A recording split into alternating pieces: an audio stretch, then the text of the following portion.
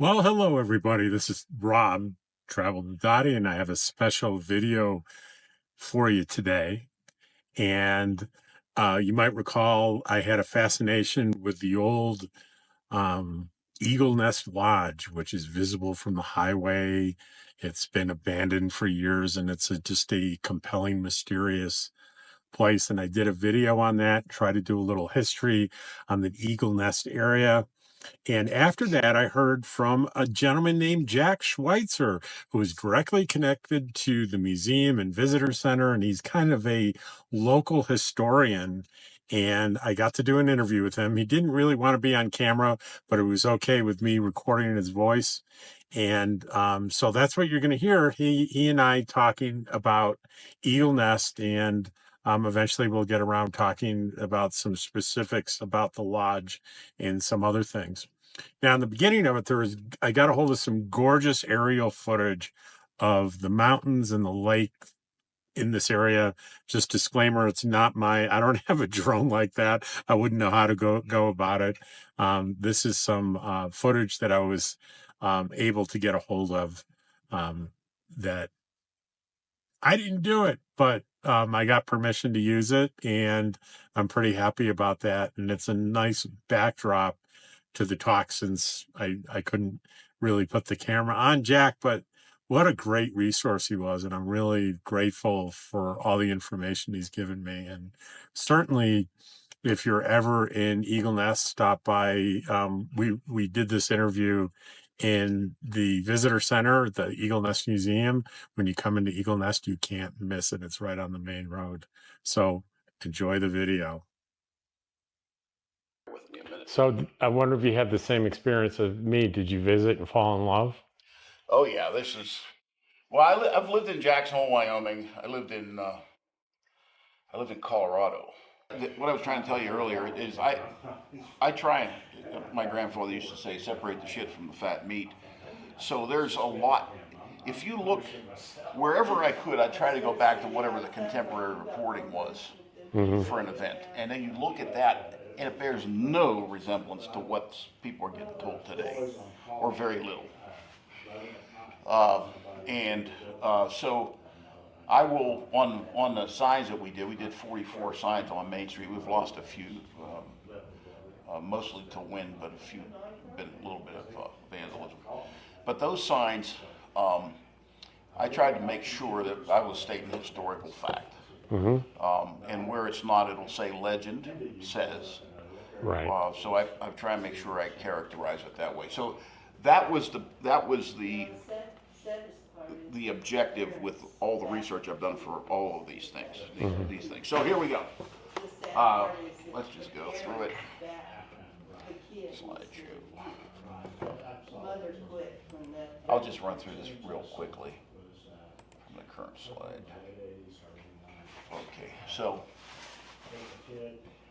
and we thanked him for it. Legends of America. By the way, is he given any indication of what his intention for the land is, or? Yeah, he has. He's not going to develop it. It's going to be family recreational land. So that's what we were. That's vicarious because he told that to one of our other board members who was the liaison for that. So you look around this valley and you think, wow, there's a lot of land here, but so Not a lot of land for sale, though, right? and not a lot of land that's ever going to be developed because there's 40,000 acres in Cullen Nebula Wildlife Management Area, and a little bit more. So call it 45,000 acres total between the two state parks here. And then to the north of us, you got this place is 1,700 acres. It's unlikely it'll ever be developed based on what he said. So, and I don't think they need the juice. So, and then going north on the left-hand side, you've got the three Moots ranches, which were started by, I can't remember what the old man Moots' name, but there's three of those ranches there, and Dave is probably never going to develop it. And then Robert Moots died a couple of years ago, and there's an east and west portion of that, And so it's unlikely you're going to see a major development on that. And then just north of that, one of Moots's granddaughters has a child of a lesser god, I guess probably 1,000 acre ranch, but the other ones probably comprise 20,000 acres. And on the right hand side and the left, as you go up towards the Big Bend, all of that used to be the Moreno Ranch. A guy named Butler used to fly his DC-3 in here, by the way, way back in the day. So when he passed away, his daughter got the East Moreno Ranch, his son got the West Moreno Ranch. Sandia Pueblo bought the East Moreno Ranch. That's 13,000 acres and runs all the way back to the Valle Vidal. That's tribal recreation land. And then on the west side, his son Bobby Butler was going to develop that into 5-acre ranchettes and sell those lots off on the west. And then Stanley Hubbard, do you know Stanley Hubbard? Turner, CNN, DirecTV, Stan Hubbard. Okay. Big money. Yeah. And so he put some of the first communication satellites up. Well, Stan's dead now, but his holdings include radio stations and TV stations. His son runs Channel 4, Channel 7 down there. And Stan owned American Creek Ranch at the south end of the lake. Okay. Well, he heard what was going on up here, and he bought it because he didn't want it to be developed. And I think his son holds title to that now. So unlikely that that'll ever see any massive amount of development. And then halfway down where 6 Mile comes in, you know where 6 Mile is, the little stream that flows in halfway down the lake. To the right of that is the old, it's what they call 6 Mile Ranch. It's the old Witt property. That's a couple thousand acres, I think. And that's owned by a guy named Owen Haggard out of Texas. And I doubt, and I don't know Owen that well, but he's probably a billionaire. And I don't think he has any intention there. But that was interesting because Michael Jordan from the Chicago Bulls and a consortium from Chicago had an option on that. And they were going to put in an event center and put the majority of it into conservation easement and have like 6 trophy home sites there. And as a bargaining tool, they decided, well, we'll just let the option lapse and we can negotiate with them. And well, the day the option lapsed, Owen Haggard bought it. So, so they were too cute by half. So, anyhow, so and then going south, you know, there's Judy. What's your acreage, Judy? Close to 700. 588. So she's got a ranch down there, 588. You're not going to be developing it, are you? Oh, hell no. Okay, so that's been in the family for over 100 years. So there's pretty severe limits to the land that you can buy here to put a house on. Right. You know, you look at this and you think, wow, there's a lot of land, but there's really not because we're, you know, and then, you know, what's interesting here, my background's in wildlife management and forestry, and I manage 100,000 acres of state land back east, but from where we're sitting right now, and I'll be forever a wildlife manager, I don't care what I'm doing for a living, so, but from where we're at right out now, the Texas state line is 154 miles, and we have the most intact shortgrass plains left on the continent, which is staggering. And that is a result of the fact of, well, 2 things. First, Mexican land grants, not Spanish land grants, they were Mexican land grants, and the lack of water. And these land grants are large holdings, and so as a result, you had very little, if any, homesteading that was being done post Civil War, under the Homestead Act. But we have, I think, arguably, I think the 3 greatest plains scenery in the West are the Black Hills area east of it, and then maybe east of the Rocky Mountain front up in Glacier, up towards Browning and Augusta and those towns up there that are mostly on the Blackfeet Reservation, and then this place. And this place, you know, have you been to Los Alamos? No. Okay, well, those are the Jemez Mountains down there. And there is a fault line, which is called the Jemez lineament, that runs from there northeast all the way up to its terminal location is Black Mesa in Oklahoma. And that's the highest point in the state up there. But all along that lineament, all along that fault line, we have volcanic activity. And so out on the plains here, we have those mountains out there. They geologically are called prairie outliers.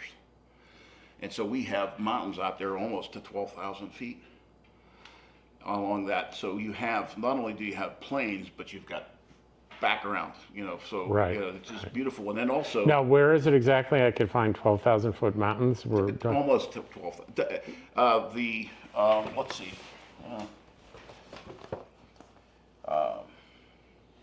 If you go out towards Clayton, Okay. okay, if you take 64, not 50, if you take 64, and you're heading towards the NRA Ranch, the Whittington Center, Okay. all those mountains out in front of you are volcanic. Okay. Yep. All right. And then I think the highest of them, not 12,000, but the highest of them, I think is almost 11,000 feet, or maybe a hair over 11. But you have a series of those things out there. And not only that, you have the Canadian River, which has a 600-foot canyon out there. So you've got this tableland, which, a lot of the plains are pretty boring because you don't have a backdrop. They got a backdrop. Right. And now you got a 600-foot canyon out there. And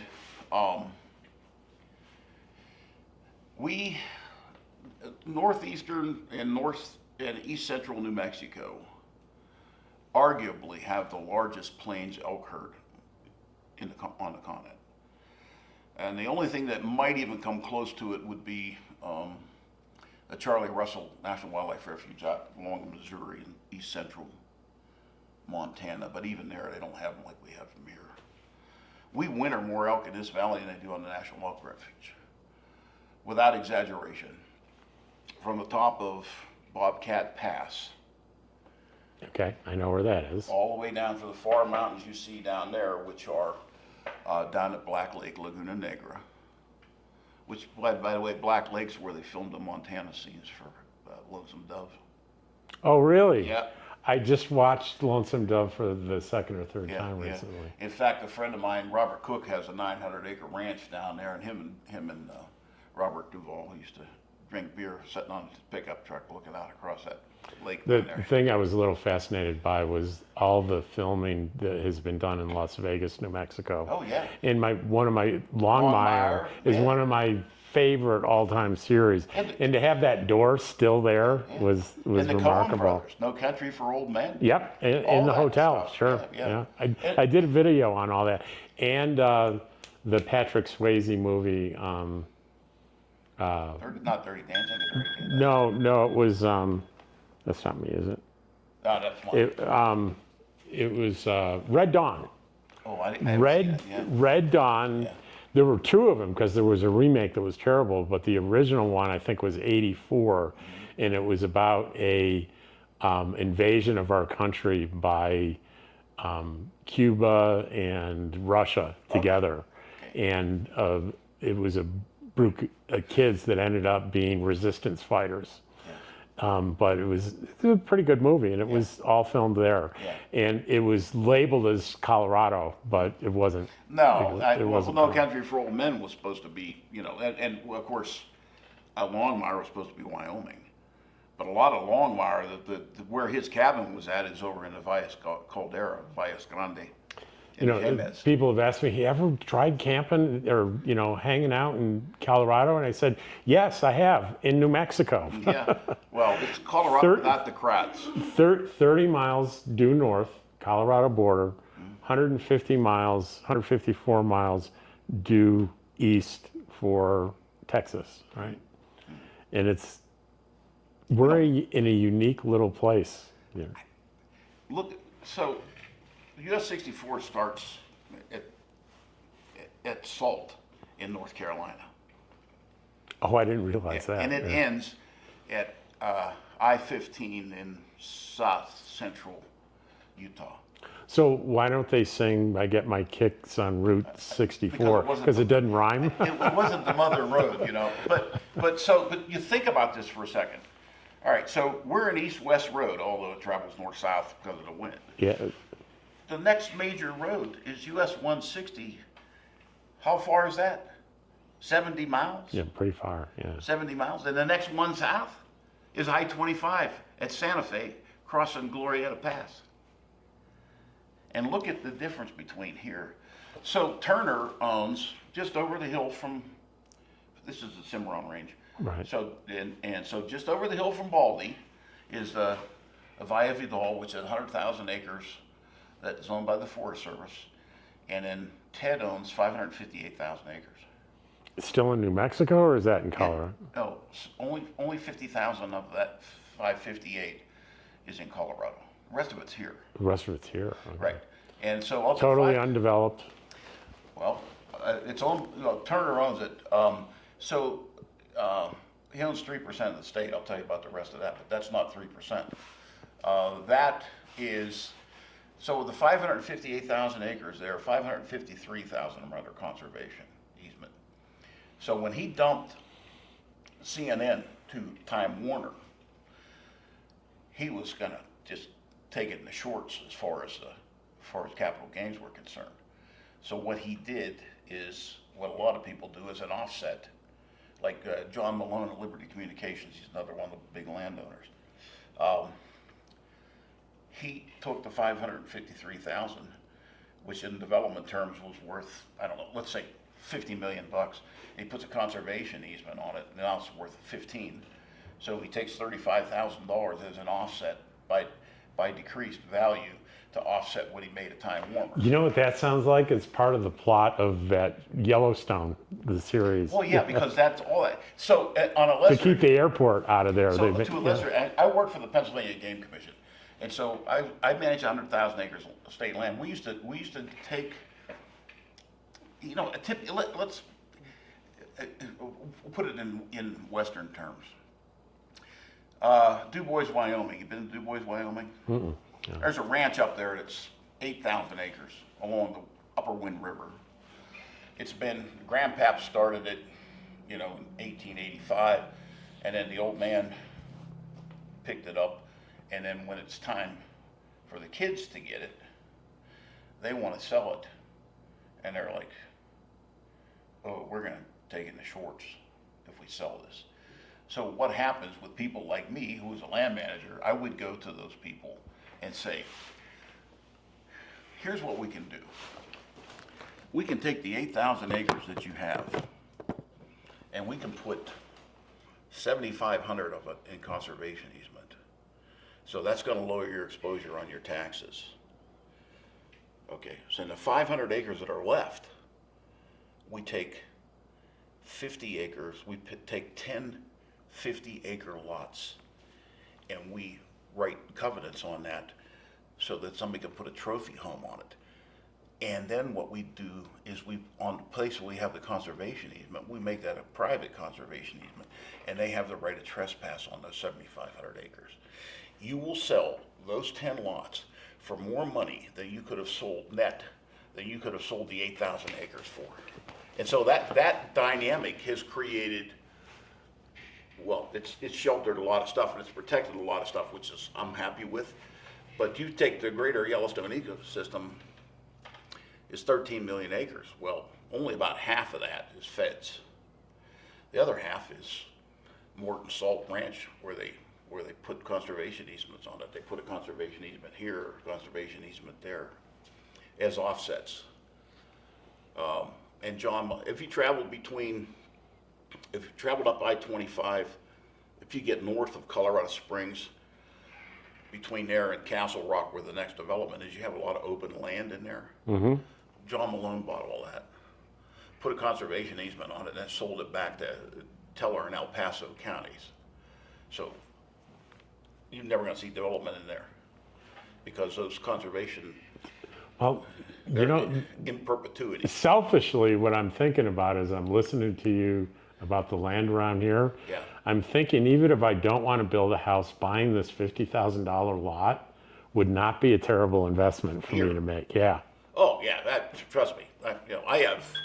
Well, I have now had 14, but I had 11 commercial lots left. Because I could probably finance $50,000 and pay a couple $100 You're a talking month. about right here. Yeah, right here.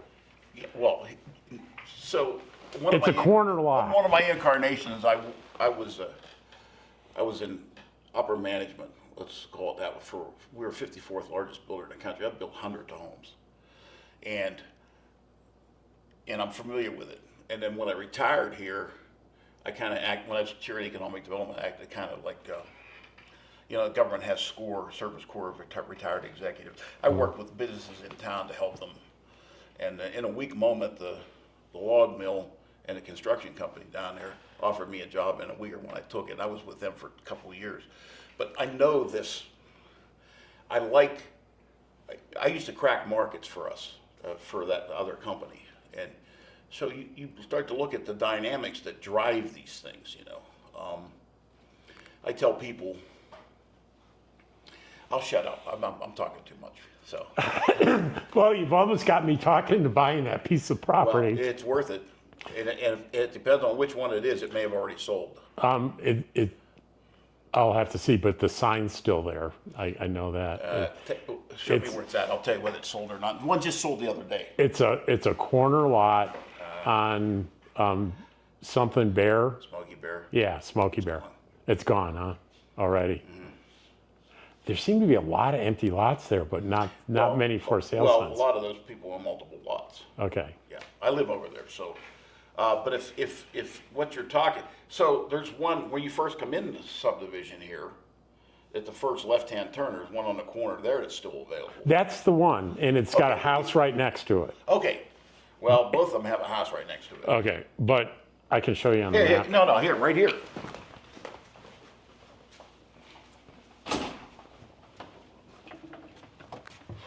Is it the lot to the right of that one? Or is it the one up here?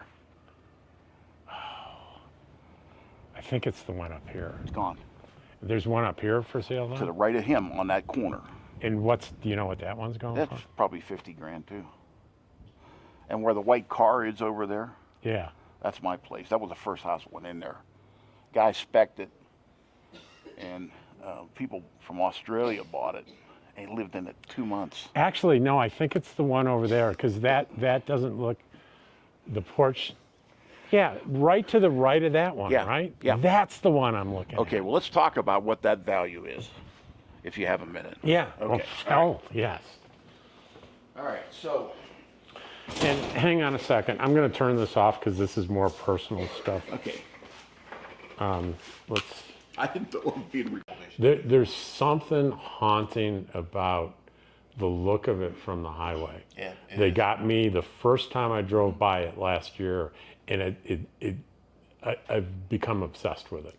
Well, I had talked to a bunch of people who had more money than me, and we had doing a feasibility of doing something with it. This is 2 owners ago. At that time, it would have been 100,000 plus just to mitigate the asbestos.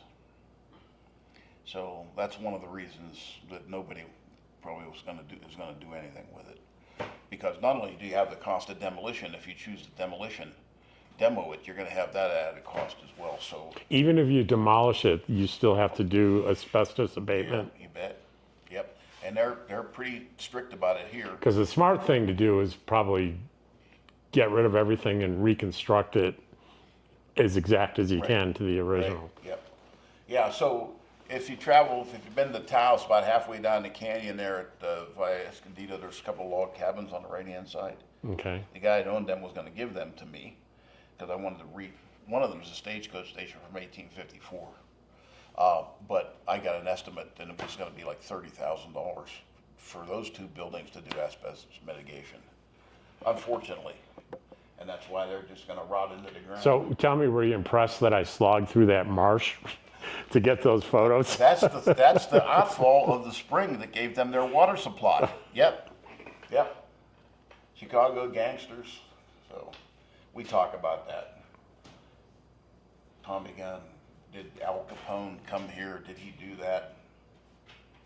decadence and debauchery. Hookers, another word for fishermen, that make fish hooks. So, and I go through that. Gambling. We talk about these are the kinds of things that have been floated around. That there's slot machines out in the middle of the lake. What, boozing. Well, that for sure. Eagle Nest Dam's completed in 1918, by the way. Started in 1916, completed in 1918. On time, actually, and on budget. So that's another way of saying the government didn't do it. It was a private. It was the largest private dam project in North American history, up until very recently. But the design was prototypical for. I'm giving you part of my dam story. The design was prototypical for Hoover Dam, which was built just a decade later. There's zero reinforcing steel in that thing. And they had 1 cubic yards, 27 cubic feet. Those mixers you see, cement mixers. Mm-hmm. 1 cubic yard is how they poured that. There's 22,000 pours in that dam. It was supposed to be 140 feet high. It's only 124 because they had a feeling the workers said, oh hell, we've had enough of that. Now, the only other dam I really know anything about in New Mexico is that El Vado Dam, Yeah. which is in a total wreck. Yeah, and that was an earthen dam. Or part of it was earthen anyhow, So Eagle Nest Dam's completed in 1918, and it rapidly becomes a tourist destination. Why? And I just give them the reasons: fishing, spectacular lake filled with trout, scenic mountains, weather. And I usually ask, are there any Texans or Oklahomans here today? And I said, you're missing the heat and humidity, yeah. So the weather.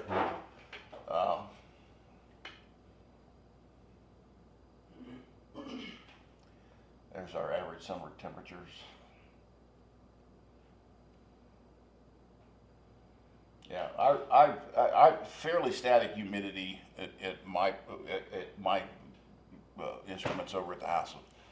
16% seems to be the baseline, the stasis point. That'll go up from there, but I don't think I've ever seen it over 33, 34%.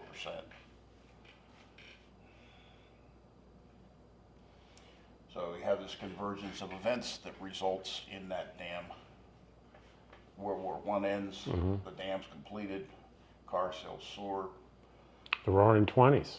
And thanks to a guy named Ford, we have a 40-hour work week. And America's two great loves combine in the outdoors and the car. Camping explodes. And I did. These are not just. I looked at what was it? When did camping really start to take off, and what did it? Well, it was the car. Yeah. Unless you were well heeled and you afford to stay in the Adirondacks at the great lodges. And there was a lot of that, But now you could head out Route 66. There you go. Americans hit the road. Attempting we will go. These are some of the things that you see.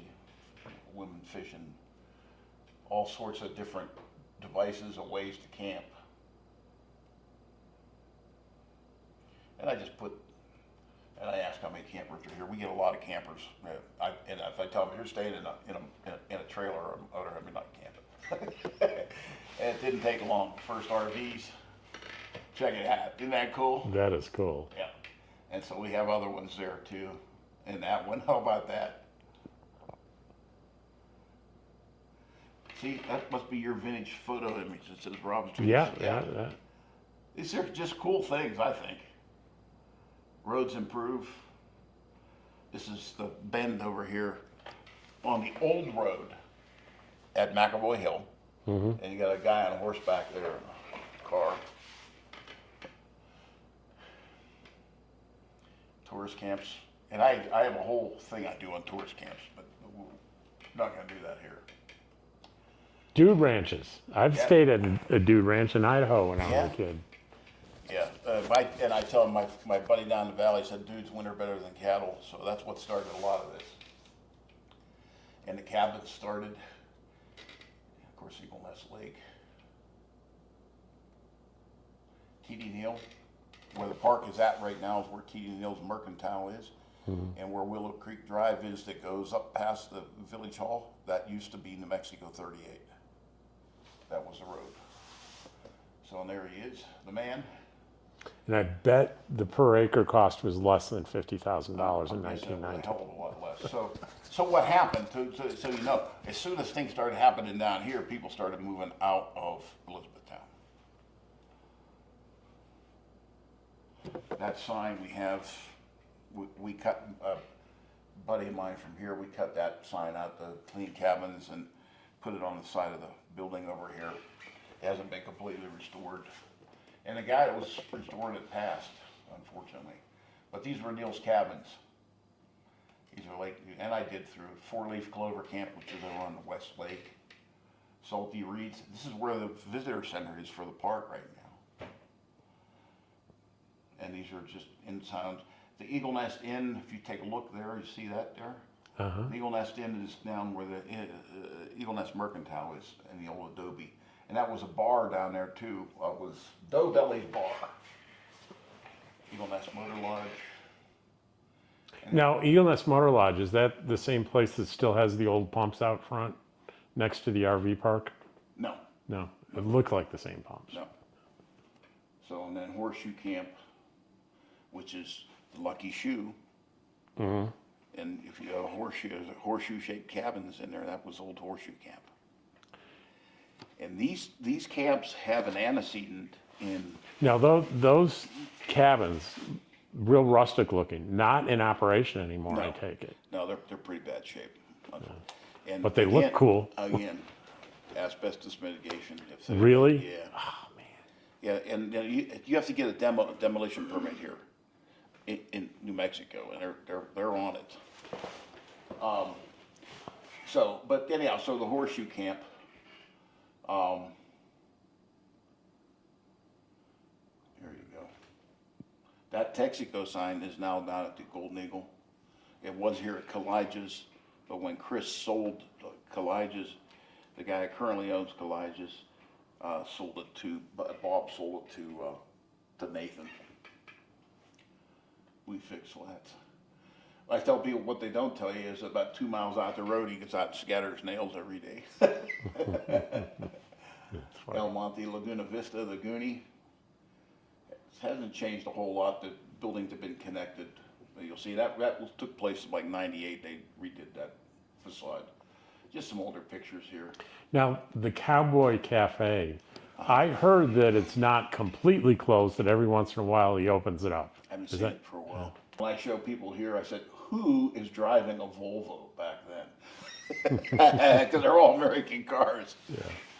Doe Bellies, which is down, you know where the park is at down here, the fire department park, the little park. Yeah, the little park, sure. That building right there is Doe Bellies. I was down there the other day at the library and I saw an older looking gentleman dressed plainly standing outside the firehouse. And I've been a volunteer fire. I said, that's the chief, isn't it? And they go, how'd you know? And I said, I know what a fire chief looks like. Yeah. He's the fire chief. Hi, Hey Bob, how you doing? I'm okay. You feeling okay? You're looking pretty good. I'm hanging around. Good.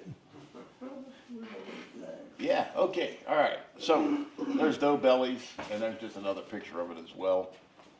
This guy's a character. This is just this side of Laguna Vista.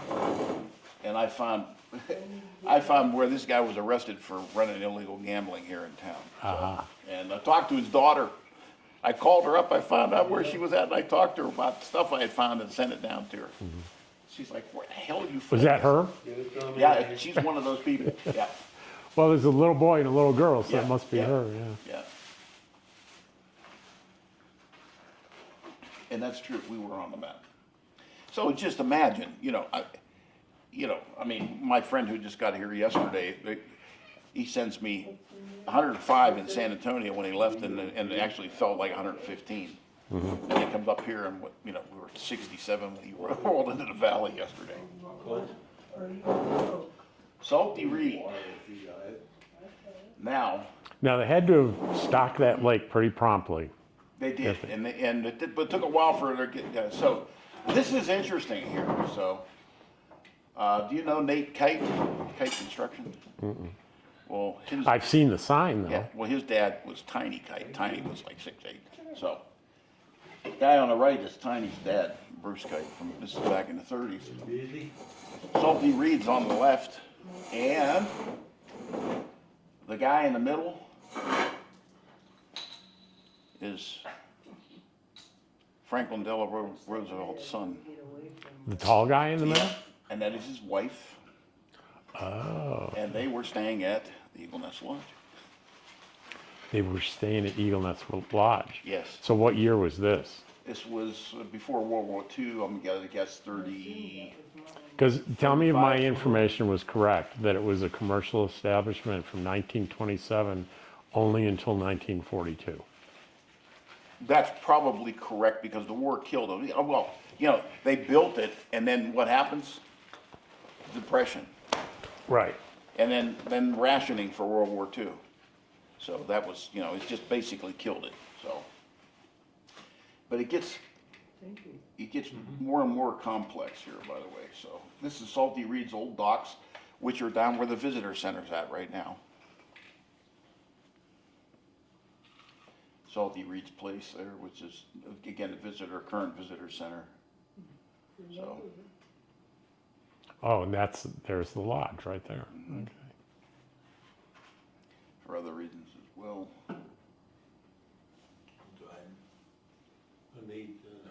That's a quote from, I don't know what year in New Mexico magazine. I thought, Now, was any of that legal at that time in New Mexico? oh no, the last shooting on Main Street was in the 70s. Really? Yep. Yep. Booze, gambling, and sporting ladies, and fishing. Downtown Sin City. I try to inject a little humor here and there. I'm going through this pretty quick. So we've seen in gambling. This is one of my signs that I've done in town here. As Captain Runo picks up his winnings at the movie Casablanca, I'm shocked to find gambling is coming out. Yeah, with Oh, there's the little girl Humphrey again. Bogart, Same picture. Yeah. So I do bring this up because of the gambling and the walking tour. So slot machines in the 40s. That looks good. Gold Pan. The Gold Pan's no longer there. The old Gold Pan restaurant's gone. So paging slot, boozing. So see, there's that sign right there. See it? Oh wow! I know. So- Let's get a picture of that. They're tearing down the old firehouse up where where the park is at down here now, the fire department park. You want to go through some of that? Go ahead. I just want to get that picture. Bert, you feeling good? I'm no good. Well, that looks good. Where'd you get that stuff? Not at the cafe? Mm-hmm. Yeah, good deal. Well, there we go. Didn't take them too long either. Really? Same sign as we have in the PowerPoint. All right. All right. And so they were tearing down the old fire department down there, and underneath tar paper was that sign. And Paul Atzberger, who used to own the Eagle Nest trading post down here, Paul disassembled it board by board and put it in the rafters of his garage. And when we put the museum up, he said, "You guys want that?" So me and a buddy of mine Had to put it back together. put it Huh? back together. Yep. But it was all there. We matched it. But if you look at it closely, it looks like there was a lot of whiskey involved in that sign. An interesting part: tables for the ladies. Yeah. What exactly does that mean? There's the expression. One of them I have right down here. Belly up to the bar, boys. Because there weren't bar stools before. Okay, so the ladies had tables to sit at. Yeah, the ladies had tables. Yep. So, yeah, looks like lipstick and black crayon on there, doesn't it? So, and then we get into Prohibition. Oops, excuse me. Escape. That reminds me of It's a Wonderful Life. Wasn't the bar called Nick's Place? It might have been. I think it Yeah. was. We don't know anything more about that. I It was tried to Mark- run that down, and we couldn't. So, And before the change, it was Martinis, and then it turned into the gambling town and it was called Nick's Place. Yeah. So prohibition, it just, I mean, this was the governor used to come up here and drink and gamble back in the 30s. So prohibition, but not so much My in Eagle favorite Nest. expression. Eagle Nest, a quaint little drinking town with a fishing problem. And this is inside the Goonie from 1935. So, you see that logo in the lower right-hand corner? Yeah. William D. Frasher. I'm doing research, and at Pomona, California Public Library, William D. Frasher had the largest postcard company in North America, and his archives are in the Pomona County, California Public Library. And was that a postcard? That's a postcard. His aunt lived here. And so if you want to see early vignettes of northern New Mexico, well, all the American West really, but the northern New Mexico, you can do a search on Pomona, California Public Library, and you can type in Eagle Nest. And that's how I got into these, and then I contacted them out there and got some other stuff. Well, there's only one lady at the bar, and I either one or two things. Either she's got her foot up on the bar rail, or she's a one-legged woman. She probably has her leg up on the bar there. Look at the spittoons. Yeah, yeah. I see it. So I grew up outside Pittsburgh, and the bars back when I was a kid, they didn't have stools either, and they had hanging from the bar. They had a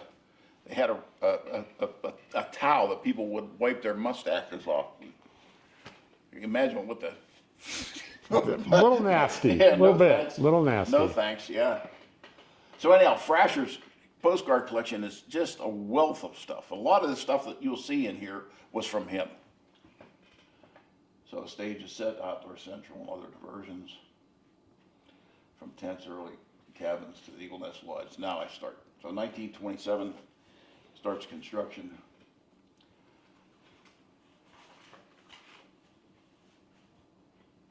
So the thinking is, economy's booming unlike ever before in this country. 1927, nothing but 20s, riches, nothing but riches in front of us. Yep. Yeah. Yeah, full speed ahead. Damn the torpedoes. So I guess the catering to the very high end worked in their favor. Yes, and Gant, Walter Gant, who this area in here was Gant Ranch, by the way, and his grandson Dale still comes up in the summer. Dale's getting pretty long in the tooth like me. So, but Bill and Hazer Tyer, T-Y-E-R, are the people who oversaw construction here and staffed it. And their daughter Ann was born here. So there's Frasher postcard again. Yeah. Lower right, yeah. That's Oh, that's a great and that's picture another of one. it. So somebody stole the Eagles. I was just about to ask about the Eagles. So somebody stole the Eagles, and I took that picture out there, and I looked at the mortar lines, and those are the same pillars that are there now. They haven't been altered. So. But there was no little marina or dock or anything that went down to the lake? No, because it's too shallow. They had to go over to where there was a bluff that would drop off. That's why Salty Reed's place was the place for them. Okay. So, yeah. So the Loafers Lounge yet to be built. So these are the buildings originally. I was right about the caretaker cabin, wasn't I? Yeah. I'm impressed. Yeah. That's Castle London. The Loafers Lounge was built in between. So there it is there.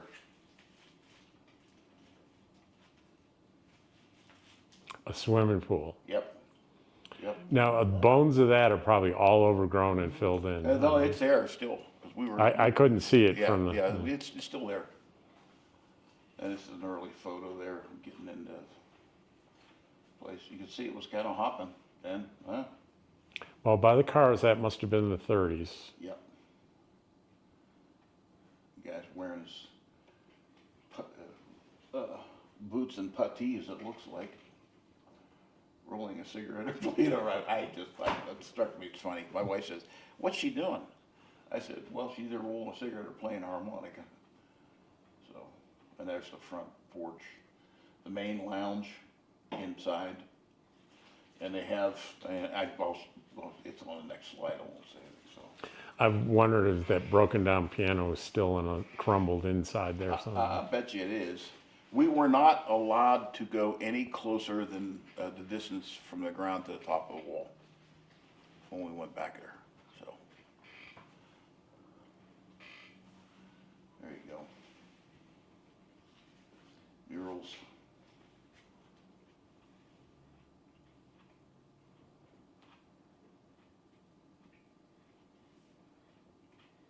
Give it a minute to read that.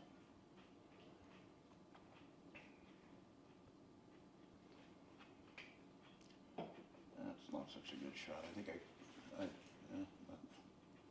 yep. Bill Tyre, he's the man. That is he, yeah. I have that picture. I've done one on the Tau Society of Artists too, which is interesting. We haven't debuted that yet.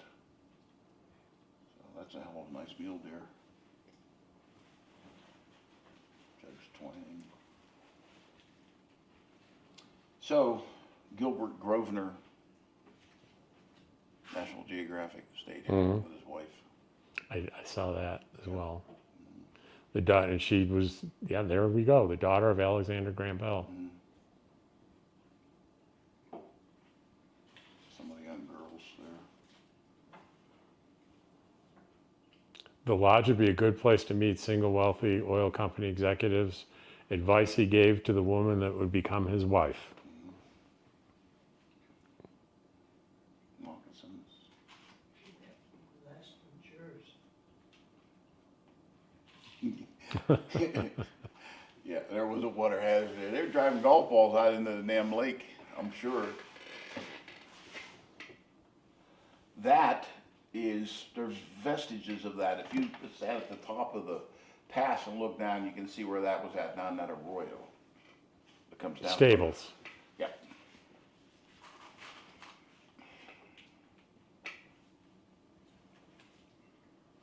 That's Ann. I don't know what that was. And that was the Tyre's wife, Hazel. And there's Ann as a baby at the pool.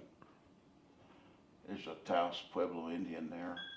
Name escapes me. Jimmy somebody or other, I think. Nice sized brown trout there, huh?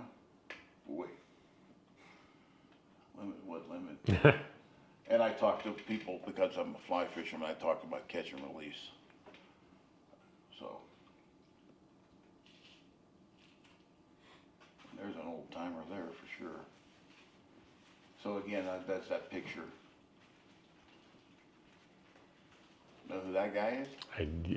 I'm sure I'm about to find out. He looks like Richard Dreyfuss, maybe, but not the right decade. That, well, you can see it's in the background. That is about 3 weeks before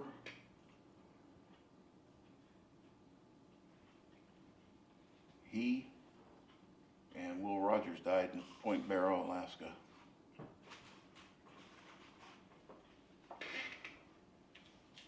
I still don't know who that is then.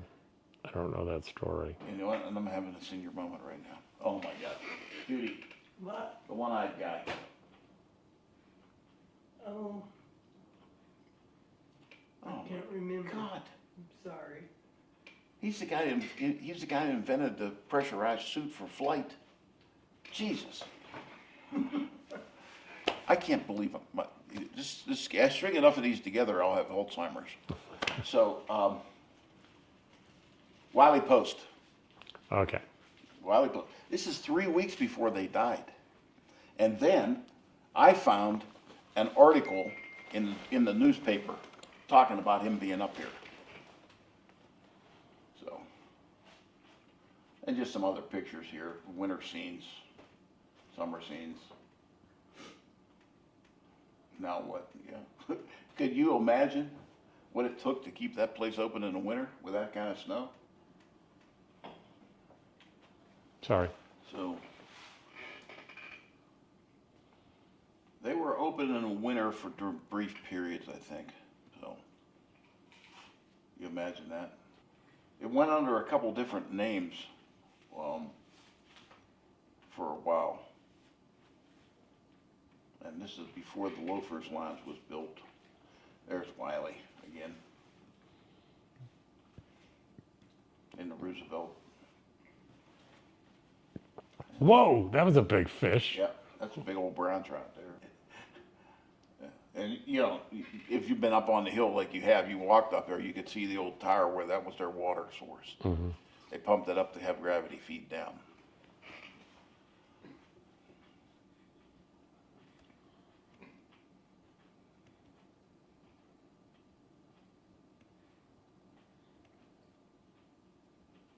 .44 I have, not .42.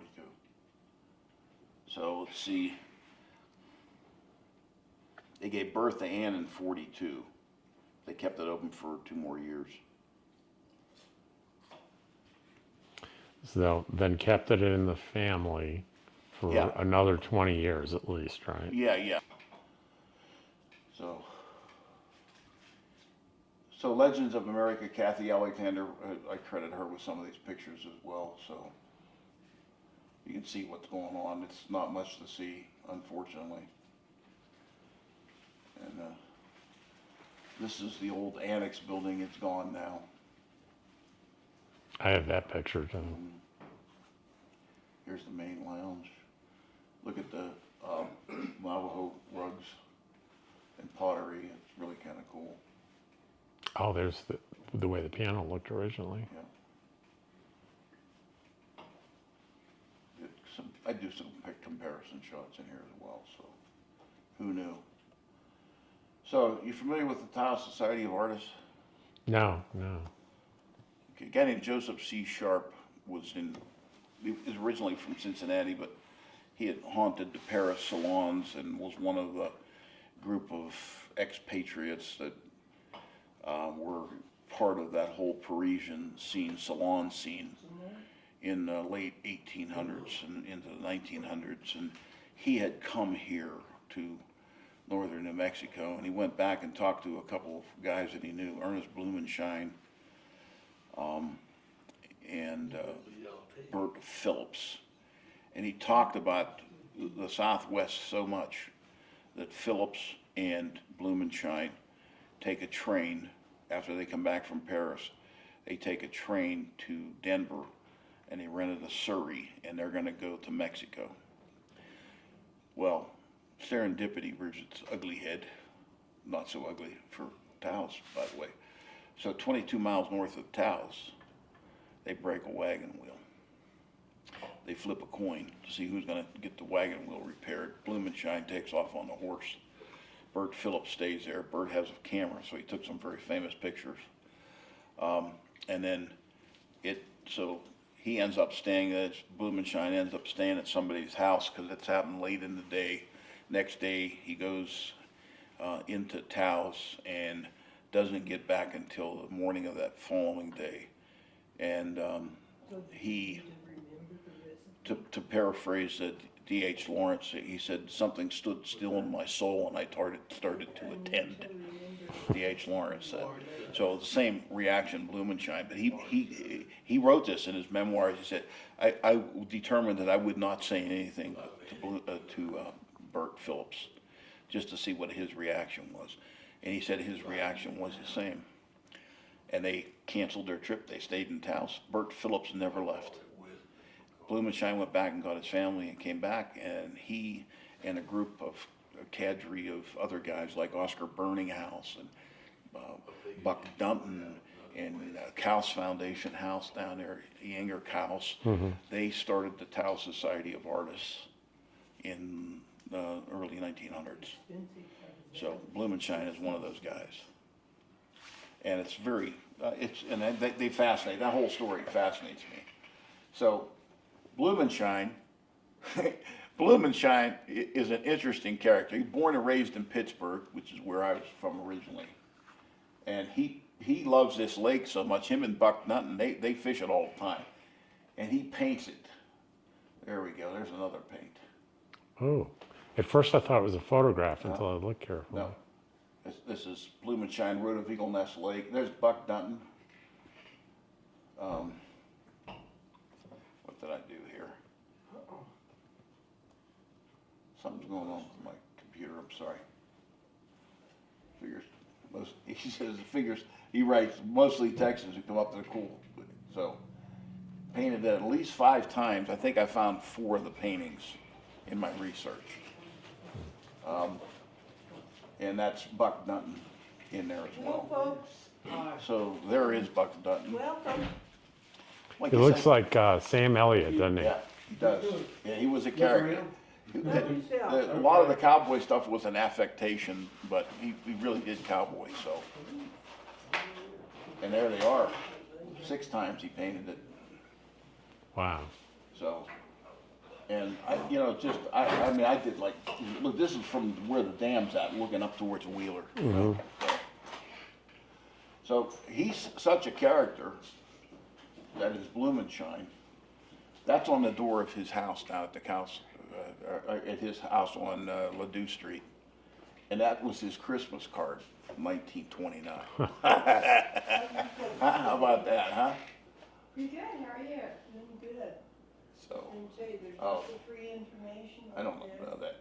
So Will Rogers and Wiley Post, there they are. Let me know. Okay, well, thank you.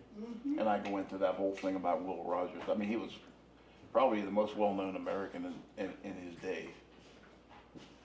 So, Never met a man he didn't like, right? Yep. That was it? You didn't want those, did you? he said I was a few I wasn't too crazy about, but I didn't. So Post invents the pressurized suit. He finds the jet stream, this guy. But the plane that he was flying was a very, very difficult plane to fly, and they think that they got hit by a microburst. There they are, killed the plane. So, let's see, what was the date? 50 foot, that was it, huh? So, 3 weeks before Wiley Post went. So that's New Mexico Magazine, 1951. I was looking for verification, because you want to do that from as many sources as you can. There it is.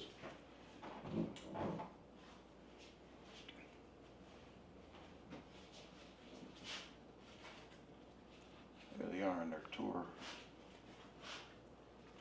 There's Gilbert Grosvenor, who's also there. And then the son. There's one of the sons in the back seat with them. But they lived in Dallas, and they spent a fair amount of time up here. No, I need it, yeah. And of course, FDR was a fisherman as well. There they are in Port Aransas, Texas.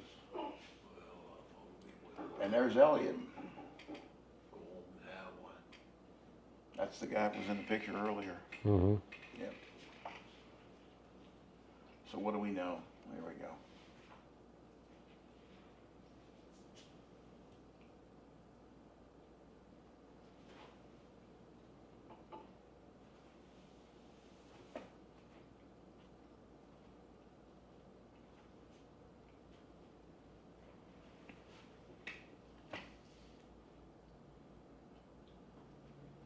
I just tried to kind of summarize it and Yeah.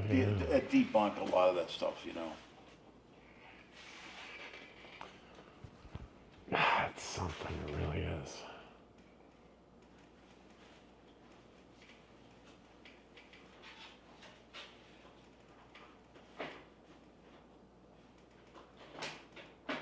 And that's the last. That's the last. Perfect. So, Well, I hope you really enjoyed that. And this is Rob signing off. I'll see you tomorrow in the next video. Take care.